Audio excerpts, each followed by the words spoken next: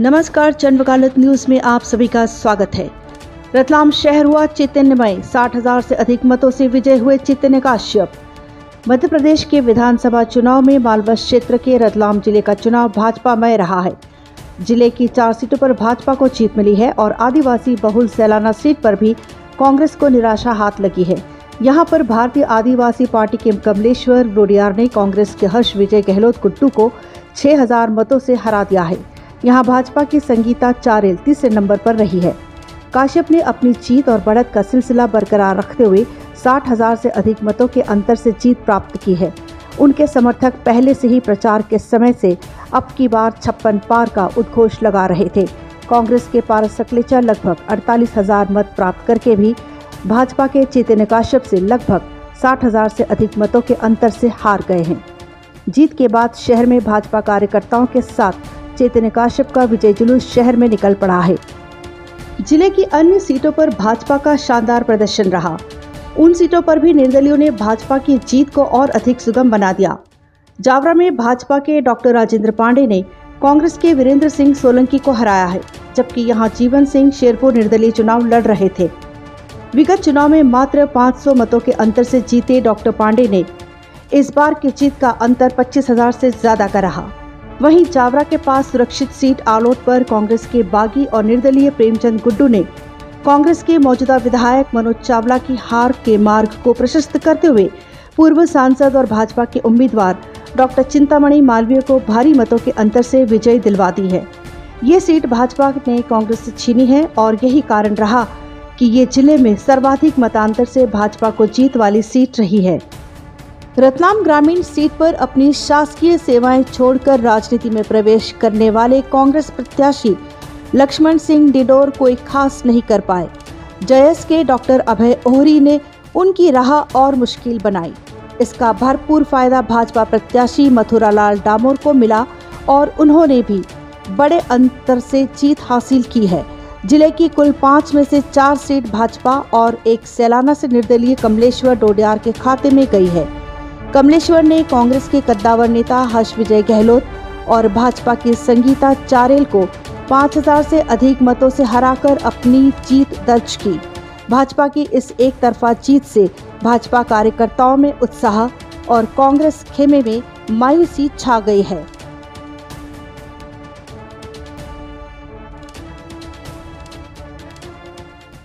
भैया जी, आपको बधाई जीत की। बड़ी ऐतिहासिक जीत आपने रतलाम में दर्ज की है। क्या लग रहा है, क्या वजह है इतनी बड़ी लंबी जीत की? किसको श्रेय देंगे आप? यह जीत रतलाम के भारतीय जनता पार्टी के कार्यकर्ताओं की जीत है और चुनाव के शुरुआत से ही उन्होंने 56,000 का संकल्प लेकर के इस रण को प्रारंभ करा और इस रण को आज 60,000 से ऊपर से हम जीत रहे हैं।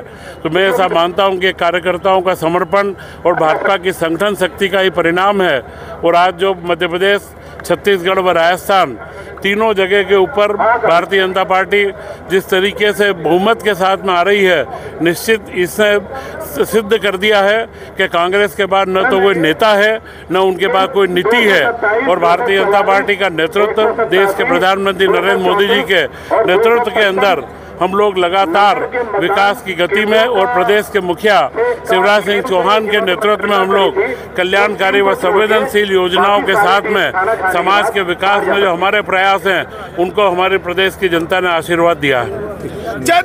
चौंकाया एक तरह से मध्य प्रदेश में, क्या कहना चाहेंगे अपनी जीत को लेकर? मैं तो देखिए और भी चौंकाने वाला था। मैं तो कैबिनेट मंत्री बनने की मेरी इच्छा थी, लेकिन वो जी मेरे साथ वाले लोग तो कोई जीते ही नहीं। फिर भी मेरी कोशिश रहेगी, मैं लोगों की बेहतरी के लिए काम करना चाहता हूँ मैं, तो मेरी तैयारी पहले से ही है।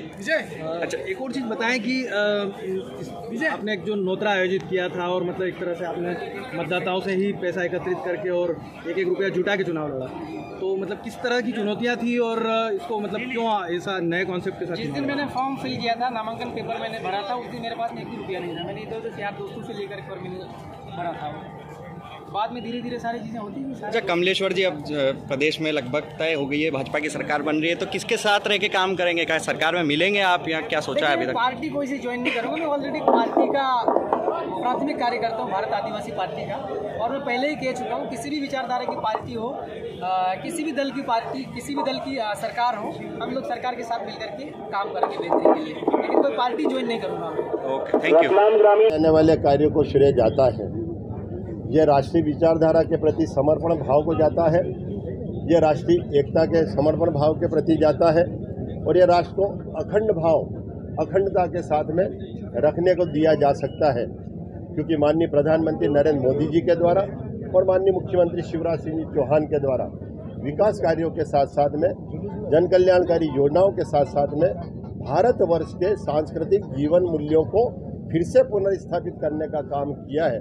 भारतवर्ष के उन सारे सांस्कृतिक जीवन मूल्यों को न केवल संरक्षण दिया, संरक्षण दिया, बल्कि उसका संवर्धन करने के साथ साथ में उसे आगे बढ़ाने का काम किया है।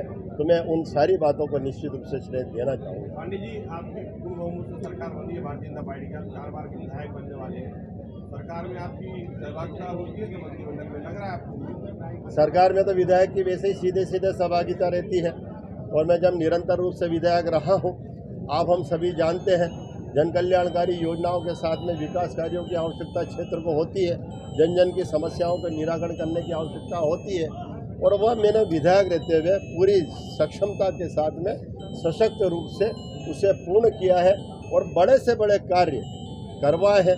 मैं धन्यवाद देता हूं मुख्यमंत्री जी को, मैं धन्यवाद देता हूं माननीय प्रधानमंत्री जी को, जिनके कारण विधायक को कभी ये महसूस नहीं होता कि वो सिर्फ विधायक है, वो एक सहभागी होकर के, साथी होकर के सरकार का एक महत्वपूर्ण अंग होकर के काम करता है, और मैंने उसी ढंग से कार्य को किया है।